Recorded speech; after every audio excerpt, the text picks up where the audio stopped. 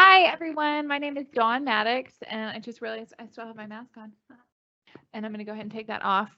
I am a nurse and patient educator at the Joe R. Utley Heart Resource Center with Spartanburg Regional. For those who are joining us for the first time, welcome, and welcome back to those who have been with us before.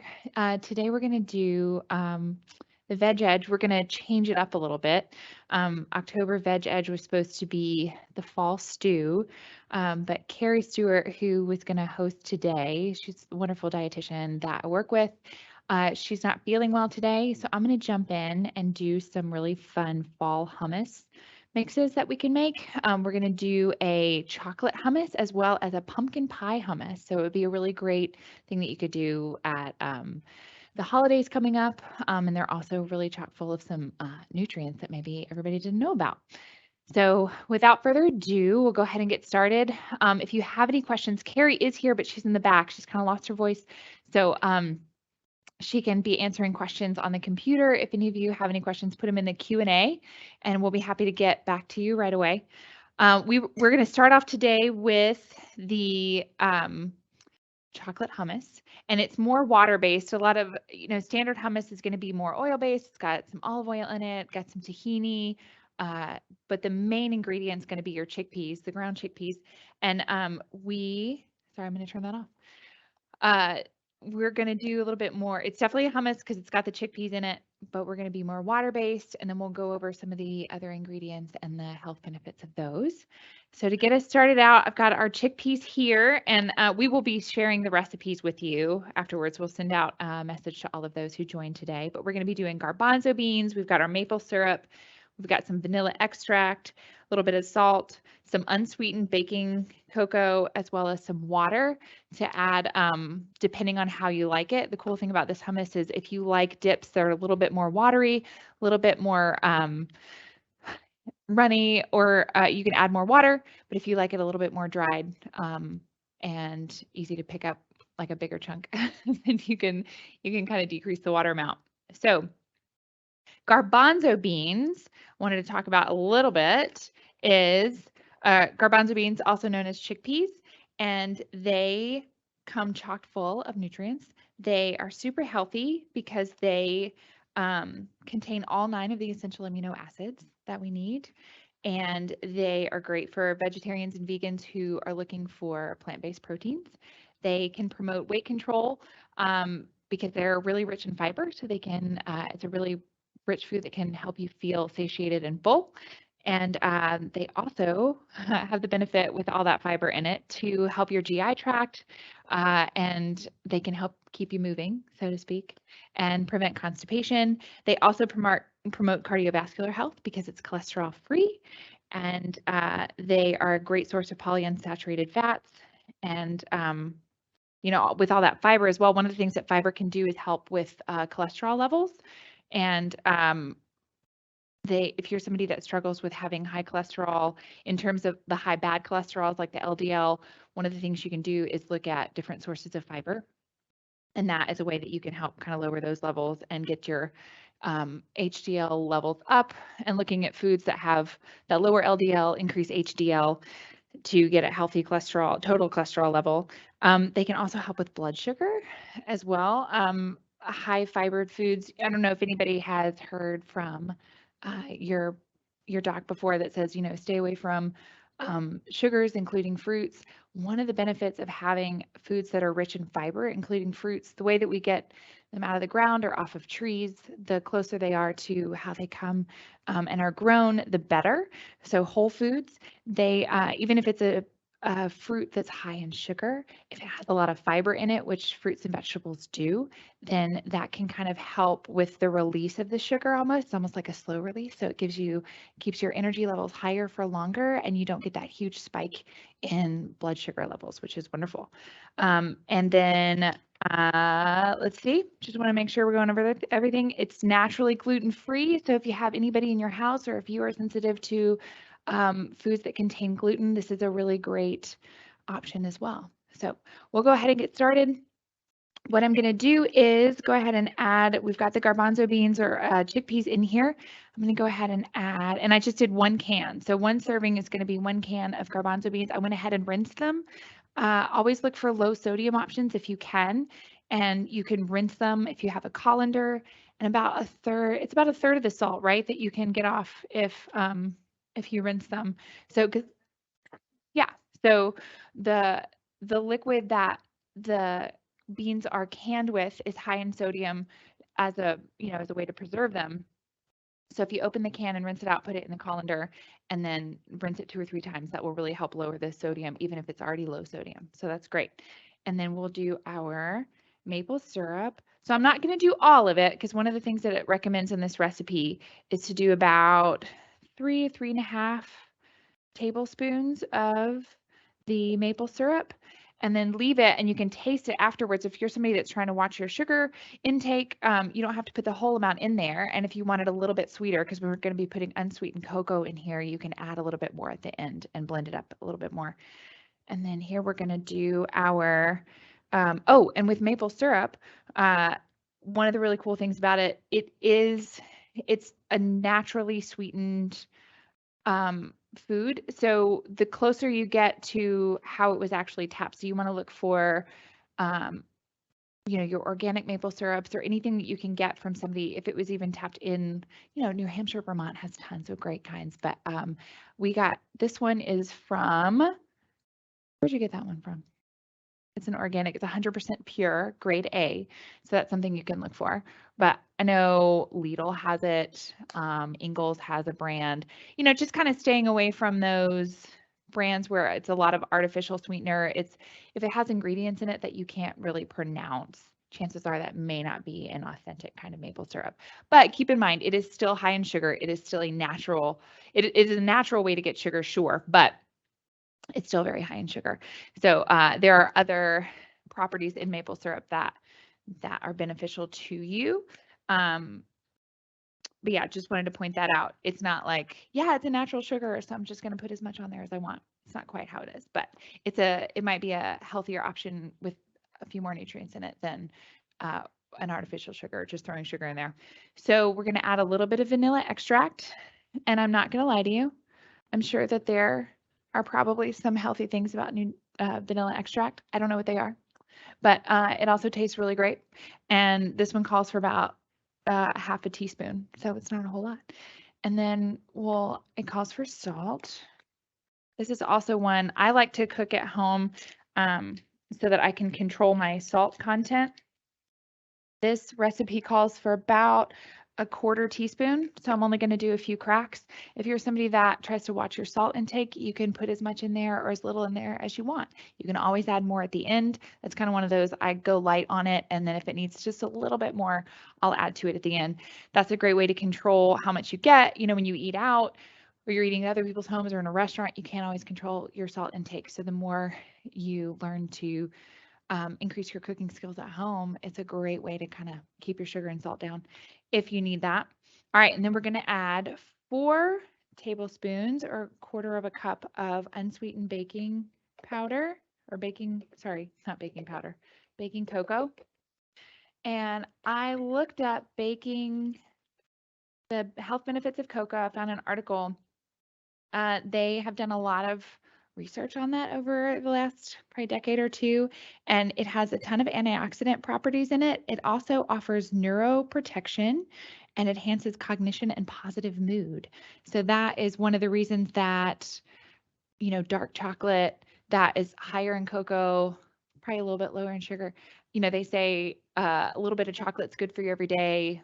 Dark chocolate, it it can kind of help with a little bit of memory. It also makes you feel pretty good. And who doesn't want some added antioxidants in their food, which kind of helps reduce your free radicals going around. And there's a lot more to that. I won't go into all of that today. Also, that's not my wheelhouse. So, but I am happy to, if any of you have any questions about that, we can also send more information to you. But it's surprisingly good for you.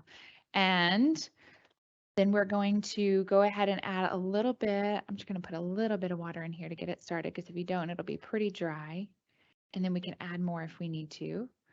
It's going to be kind of, I don't know if the microphone will pick it up. I don't think it will, but it'll be kind of noisy for just a second. Yeah, we're going to go ahead and make our chocolate hummus.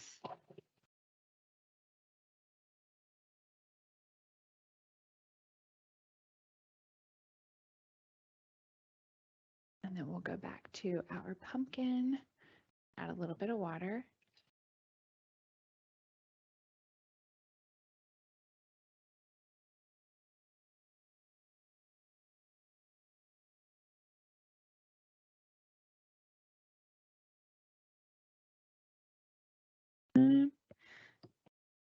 I hate to take this off, but I'm gonna.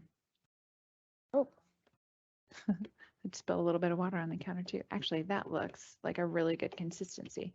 So I'm gonna go ahead and pour this out into that. We'll go ahead and rinse it. And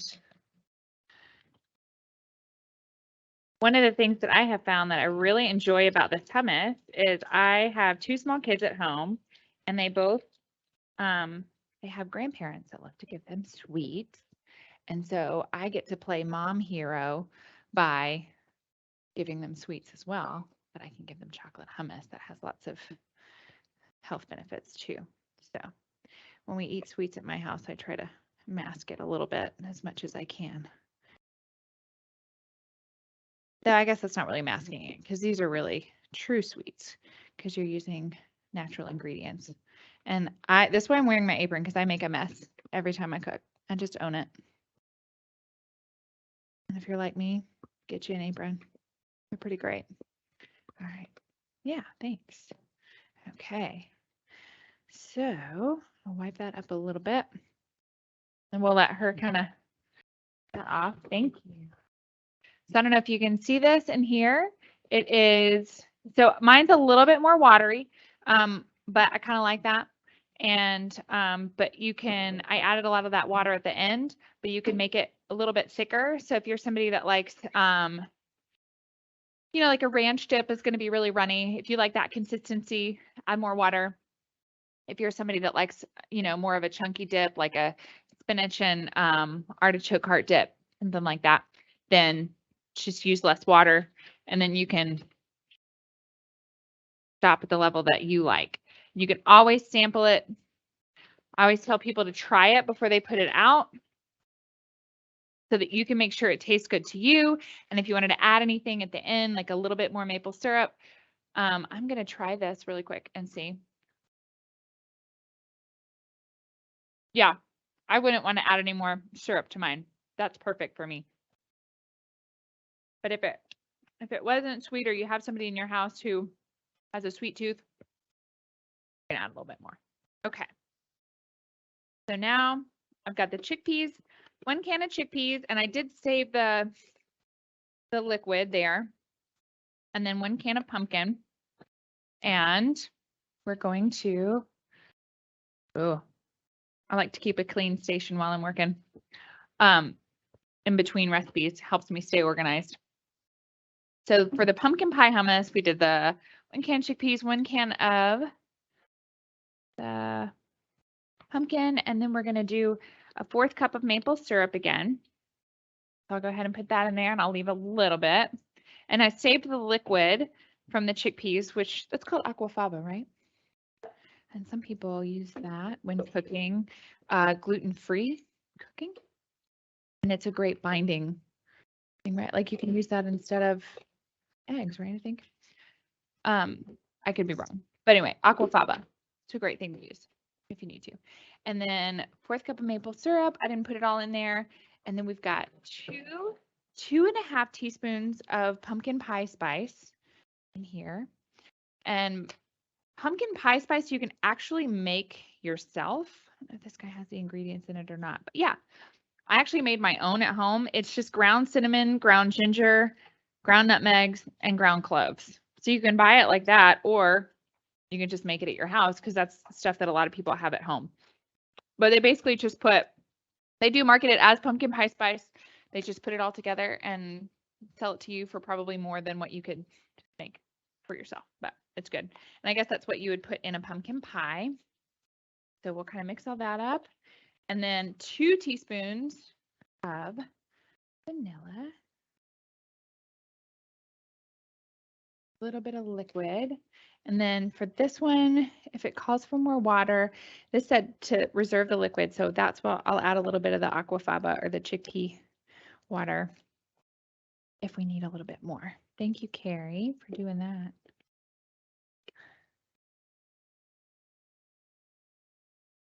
Okay. See if we can get it.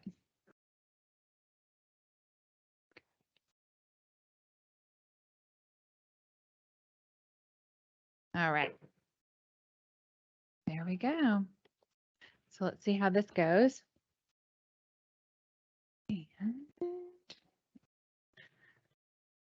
Well, that was super easy. Okay. I'm gonna add a little bit of this in here because it's a little bit dry. It's having a hard time grinding everything up. There we go. I'm gonna try to make this one a little bit more like a pie consistency, like a little bit drier. So I don't want to overdo it. And also to have an example of what that can look like.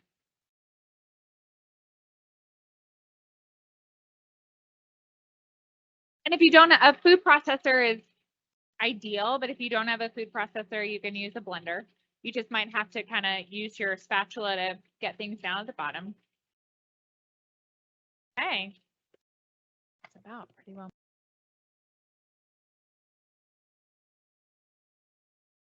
We can taste. I'm gonna sample it and see how we're doing. I don't think. Oh yeah. It really does taste like a pumpkin pie on a cracker. So Carrie had the foresight to, if you wanted to stay on the health side, you could plate it with bananas and apples, as well as some graham crackers. So that could almost be like a pie crust, and you can use that to dip either into the chocolate hummus or into your pumpkin pie, and it is absolutely delicious. And that's pretty much all we have for you guys. The other thing you can do is you can kind of flavor anything that you might want to put on a pie. You can garnish it. We've got some unsalted, dry toasted pecan pieces. And if you do have a food processor at home, if you have some pecans or other kind of, or pecans, I say pecans. If you have another kind of nut that you like that you would put with a pumpkin pie, you can always put that on top. And if you have a food processor, you can kind of pulse it and blend it up. And there, you can always do a little bit of whipped cream on the top if you want to, even plant-based whipped cream, something like that's probably what I would do. Any questions or anything anybody's asked? Yes. If I can get it off there.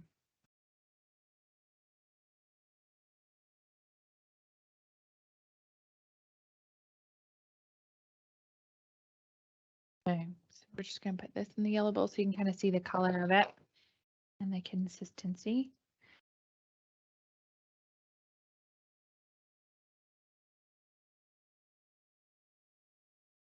And wow, sorry, I got a little bit distracted while we were trying to figure that out, but canned pumpkin, one of the health benefits of that is it has more nutrients cup for cup than fresh pumpkin does because the water evaporates, so it's more concentrated when you buy it in the can, which is kind of cool because sometimes you think about canned things being not as nutrient rich, but it's quite the opposite.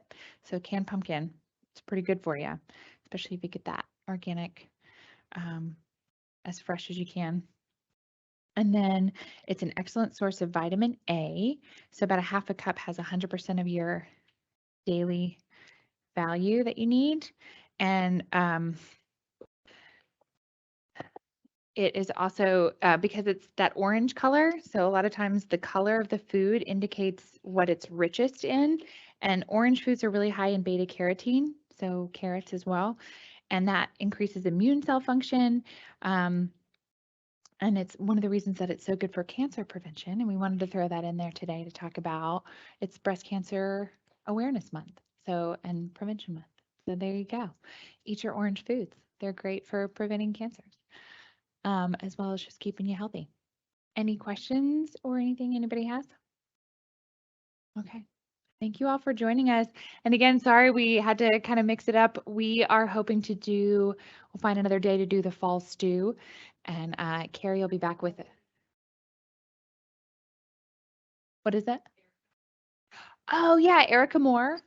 Yeah, she's one of our diabetes ed specialists, and she's brilliant and wonderful. And she's going to be coming and doing, what's she making? Ooh, spaghetti squash primavera. So if you want to join us next month, it'll be the third Wednesday in November, I believe. So we hope to see you there. And we look forward to, again, if you think of, we look forward to any questions you might have, and we will send out the recipe to everybody that joined us today, or both recipes. If you think of anything and want to email us at any time, we're here, and love to hear from people in the community. So again, thanks for joining us, and we will see you next time.